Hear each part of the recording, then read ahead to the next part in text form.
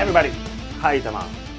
So after episode 9, there has been a lot of conflicting views and opinions about who was right and who was wrong and what actually happened in the Battle of the Bastards and its aftermath. So we're gonna break it down to the nuts and bolts of the story to better understand what that means for the characters and for the story. This story is told from a point of view. It's more emphasized in the books. The books are written from the point of view of the main characters. Right, that's the format, each chapter a different character's point of view. It's a little bit difficult to adapt it to a TV show, but there's still some kind of point of view references inside the TV show. And you can understand each character and where she or he are coming from. Something about George R. R. Martin and his style and his choices of making it a point of view story is to create empathy.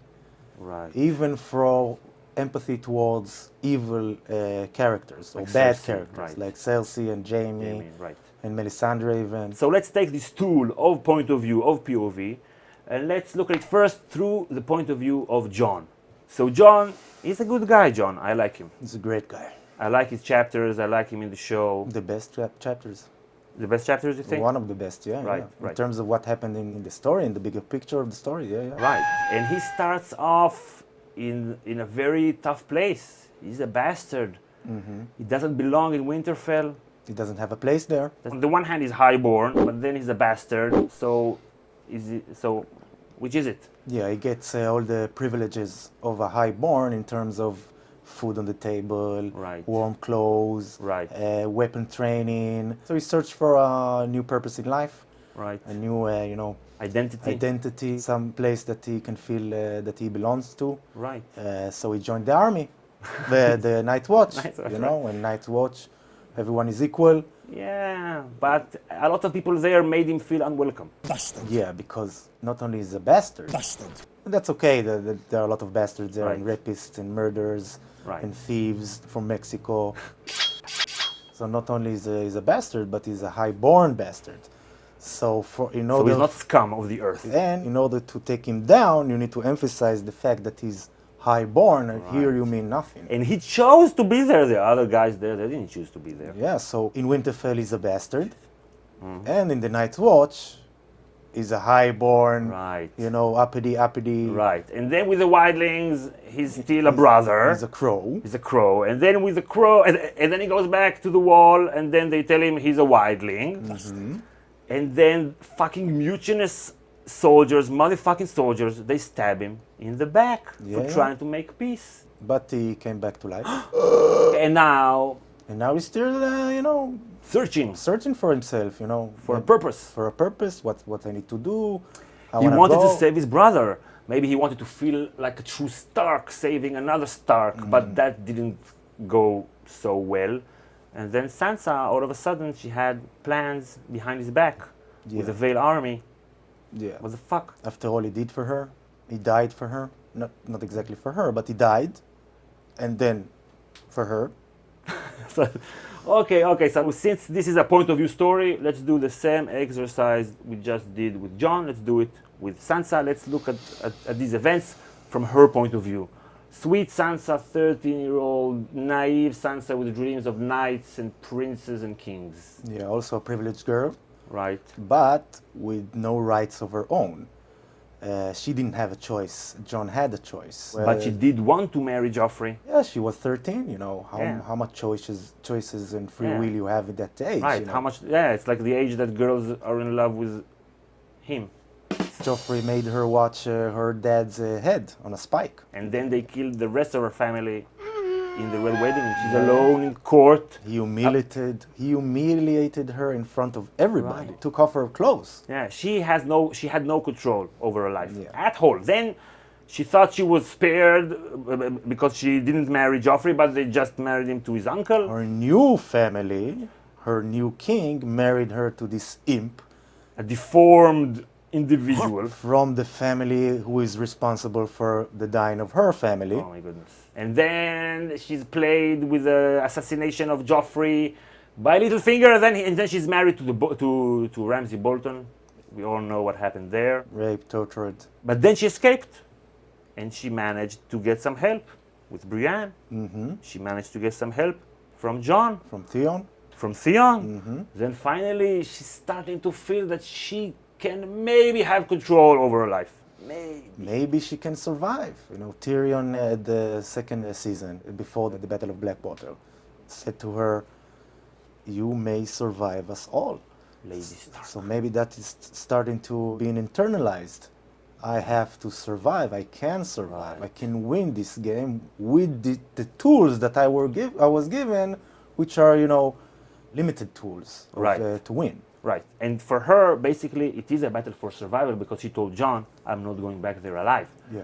So it's either life or death. Yeah, and her main antagonists in her story are men who are trying to control her. Right, and are not listening to her wishes or whatever. See her as a tool or as you know, ornament, right. You know. With the Stark sigil. Yeah, like a flower or a little bird or something like that. Right. So I guess she recognized the same patterns from him, like she had from Tyrion and from Ramsay or stuff like that. Like, Joffrey. You're just a tool, I won't listen to you. Right, like Jon is not mistreating her, but he's not treating her as an equal. Even though her place in the political fabric is higher than him. Right. Yeah, right. He's the general. She's the legitimate heir, basically, if Rickon dies. And he does. When Tyrion told her, "You will survive us all," was when he asked her about her feeling towards the battle, and she said, like, "I'm waiting for my king Joffrey, I will want him to win," and he was like, "Okay, you're a player."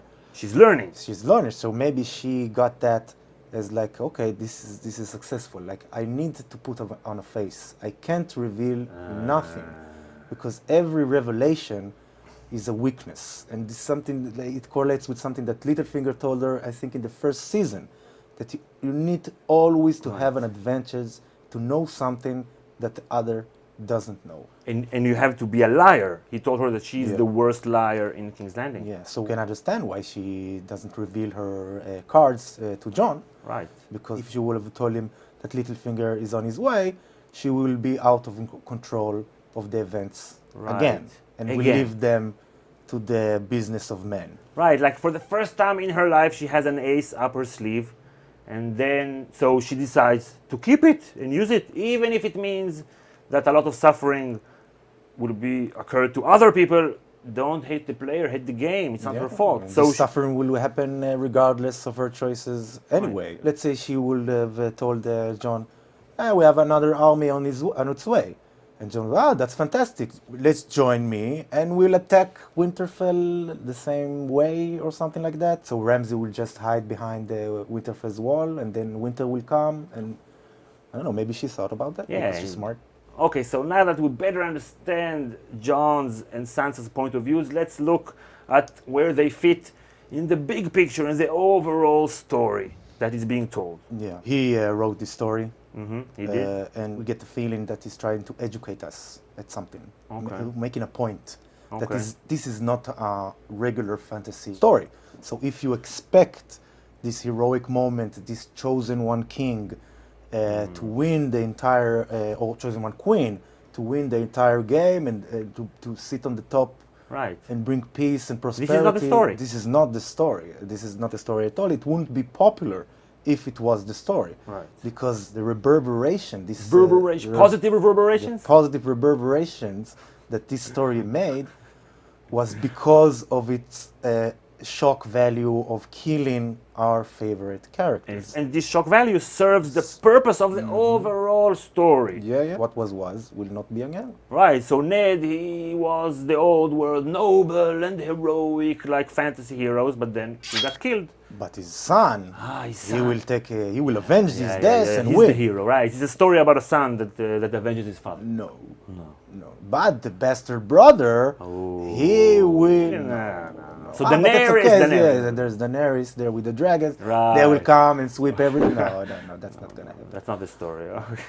So both Sansa and Jon's characters are going on opposite trajectories. Okay, why? Like Jon is going from the reality of being a bastard towards this trajectory of a mythical immortal maybe, Right. cannot Neo. die, Neo, chosen one character, like a Right. mythical character. Right. And a super important role for the conclusion of the story. Yeah, and Sansa is going from being in fantasy land, what knights and songs and be married and have beautiful children, happily ever after, happily ever there, with a beautiful king, like the song says, to the reality, to the cruel reality of being alone, of being a woman in this world, a woman in a patriarchal medieval world, a violent world, a violent world. So basically, the way we see it, her trajectory is from a naive little girl who knows nothing about politics, doesn't care about politics, to eventually this